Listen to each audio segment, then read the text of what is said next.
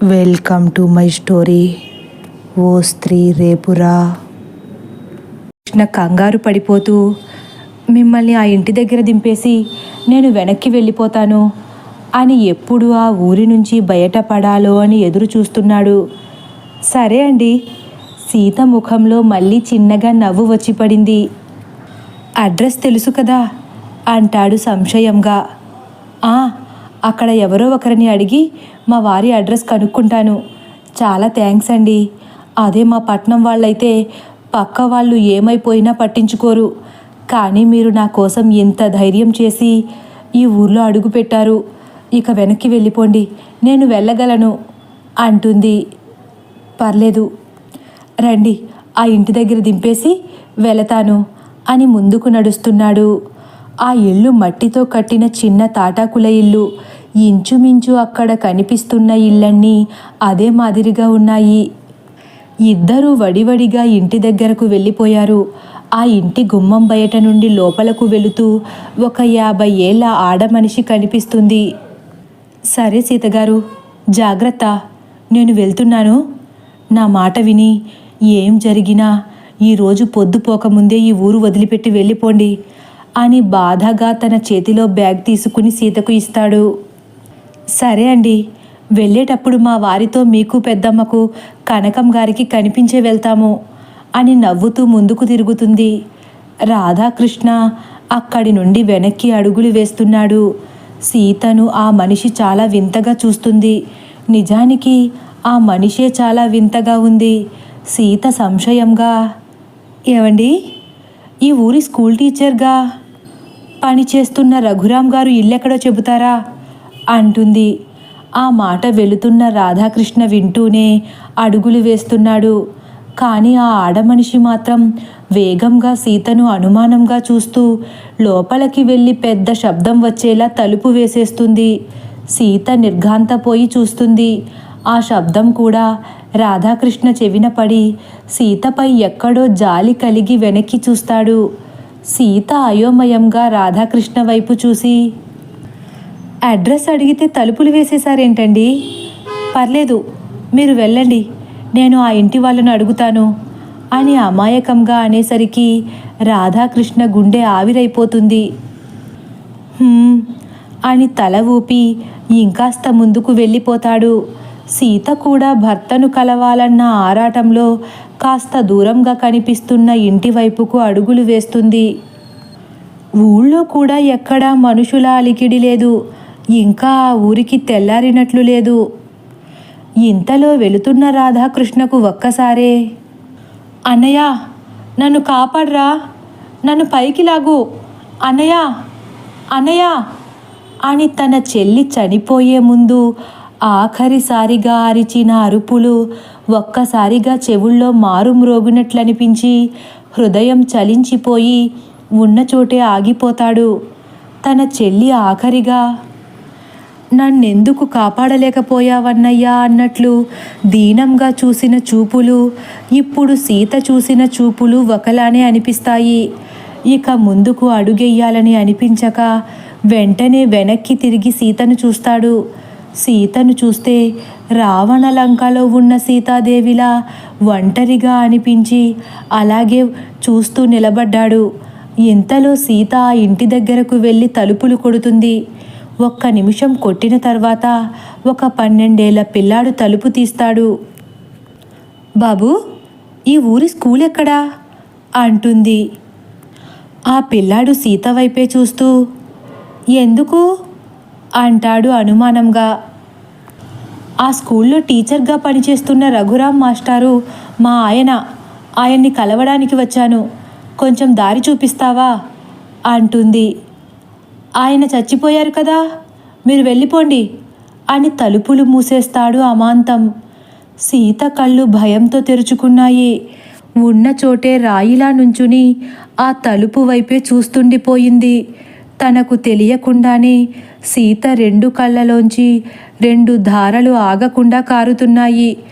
ఒక్క నిమిషం అలా ఉండిపోయి కళ్ళను తుడుచుకుని చిన్నపిల్లాడు మాటలు పట్టించుకోవడమేంటని మనసుకు ధైర్యం చెప్పుకుని మళ్ళీ తలుపు కొడుతుంది.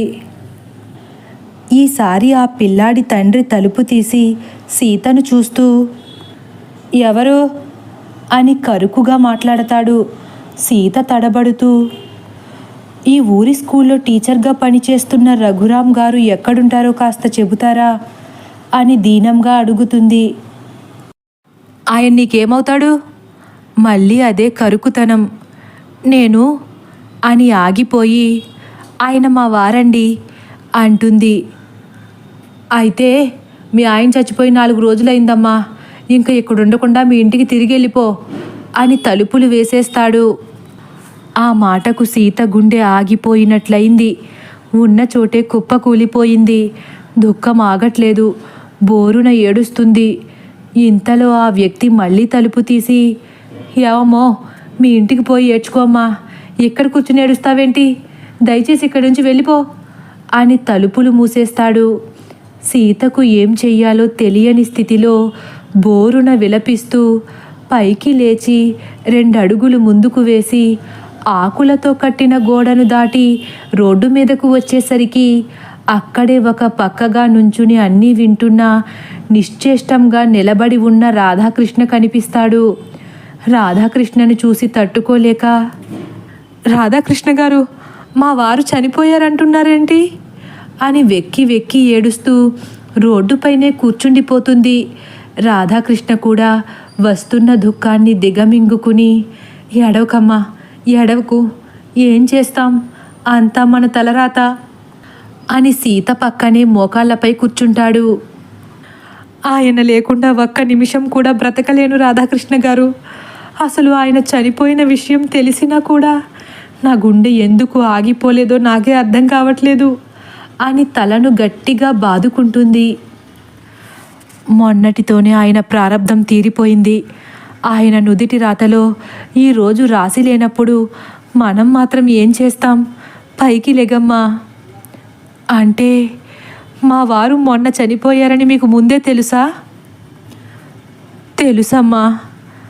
మరి నాతో ఎందుకు చెప్పలేదండి అని జాలిగా అడిగేసరికి, నీ ముఖంలో ఈ దుఃఖాన్ని చూడలేక నేను చెప్పలేకపోయాను అంటాడు ఏడుస్తూ.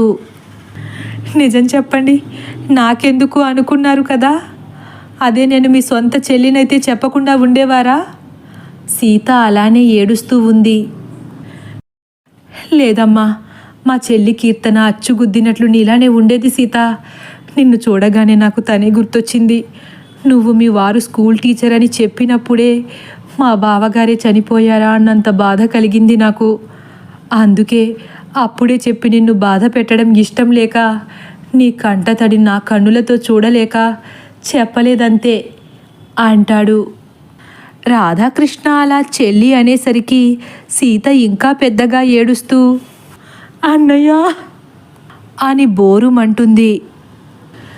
ఇప్పుడు చెప్పు, నా బావగారే గనుక చనిపోతే మా చెల్లికి ధైర్యం చెప్పగలనా నేను అంటాడు. ఇప్పుడు నా సర్వం కోల్పోయానన్నయ్య. నిజానికి నా ప్రాణం నన్ను వదిలిపెట్టి వెళ్ళిపోయింది. నేను ఇక బ్రతికి అర్థం లేదు. అలా అనకమ్మా, పోయిన వాళ్ళతో మనం పోతే ఇక ఈ భూమి మీద మనిషి అన్నవాడు ఉంటాడా? రాధాకృష్ణ అలా అనగానే సీతకు ఒక్కసారిగా వాళ్ళ నానమ్మ మాటలు గుర్తొచ్చి మూగబోతుంది. అలా దిక్కులు పెక్కటిల్లేలా ఏడుస్తున్న సీత రోదనలతో 10 నిమిషాలు గడిచిపోయింది. సూర్యుడి కిరణాల వేడి అప్పుడప్పుడే వీళ్లను తాకుతుంది. ఇక రాధాకృష్ణ అక్కడ ఉండి ప్రయోజనం లేదనుకుని, సీత లేగమ్మా, నిన్ను మీ ఊళ్ళో దింపేస్తాను. మళ్ళీ ఈ బస్సు దాటిపోతే ఈ రోజుకు ఇక్కడే ఉండిపోవలసి వస్తుంది. అది నీ ప్రాణానికే ప్రమాదం. పద, తొందరగా లేగు అని బ్యాగ్ తీసుకుంటాడు. సీత ఆశ్చర్యంగా రాధాకృష్ణను చూస్తూ, ఎలా అన్నయ్య, ఎలా? మా వారు లేకుండా నేను ఎలా తిరిగి వెళ్ళను?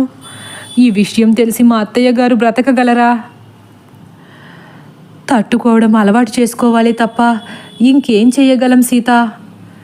లేదు లేదు, నేను కూడా ఇక్కడే చచ్చిపోతాను అని వేగంగా పైకి లేచి ముందుకు పరిగెత్తబోతుంది. రాధాకృష్ణ కంగారుగా సీత చేయి పట్టుకుని, చనిపోవడం అంత సులువనుకుంటున్నావా సీత? వెళ్ళు, చచ్చిపో అని చేయిని వదిలేస్తాడు. ఇంతలో దూరంగా ఎక్కడి నుంచో దండోరా వినిపిస్తుంది. సీత, రాధాకృష్ణ ఒకరి ముఖాలు ఒకరు చూసుకుంటున్నారు.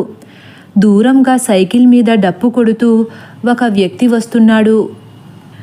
ఆ వ్యక్తి పెద్దగా, నిన్న రాత్రి మన ఊళ్ళో ఏ ఒక్కరూ చనిపోలేదు కాబట్టి అందరూ నిశ్చింతగా బయటకు రావచ్చని మన ప్రెసిడెంట్ గారు ఆదేశం ఇచ్చారండోహో. అందరూ బయటకు వచ్చి ఎవరి పనులు వాళ్ళు చేసుకోమని ఆజ్ఞ వేశారండహో అని వీళ్ళ వైపు అనుమానంగా చూస్తూ వెళుతున్నాడు. సీత, ఈ ఊరి పెద్దలు రాకముందే వెళ్ళిపోదాం పద సీత అంటాడు కంగారుగా మళ్ళీ రాధాకృష్ణ. తదుపరి భాగం కోసం వేచి ఉండండి. ఒకవేళ నా కథ కానీ మీకు నచ్చినట్లయితే లైక్ చేసి సబ్స్క్రైబ్ చేయడం మర్చిపోకండి. Thank you for watching.